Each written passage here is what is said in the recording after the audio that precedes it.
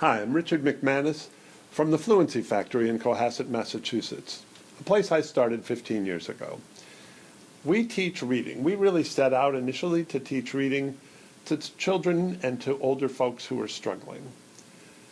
We still do that. We do a lot of that, and I think we almost do too much of that because a lot of times the schools are teaching your child incorrectly. So I'm here to help you recognize that early rather than finding out at the end of the first year or second year, your child's a little behind and we want to give them some extra help. Rather than that, let's take a look at what you can know for sure early on. I brought in one of two twins about a month ago, and one of the twins was doing fabulously well, Kira. The other twin, Emma, was really struggling in first grade. And Emma came in and was totally charming, full of energy. She could read uppercase, lowercase letters really quickly and easily.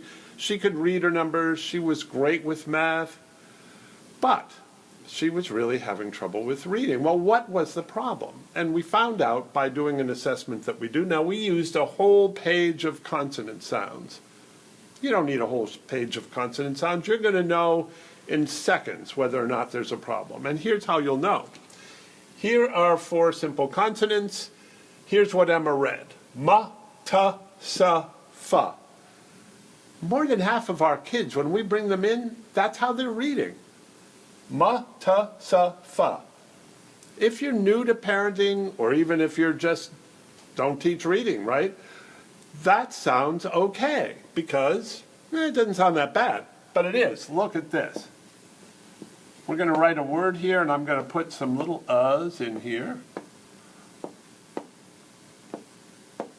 So if you're doing ma, ta, sa, fa, when you read this bunch of letters, you're going to go ma'ata, ma'ata.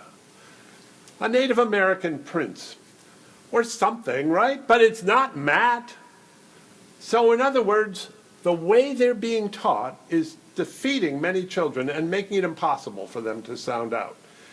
And when you try to straighten it out for them, it's a struggle because they're doing what they've been taught at school, and they'll tell you, that's how we do it at school. And they're right. So if you find that your child is reading ma, ta, sa, fa, what do? First step, go talk to the teacher and see if you can help them to change the way they're teaching. Because almost every great reputable reading program teaches you to do t, s, f. They don't add those sounds in any of them.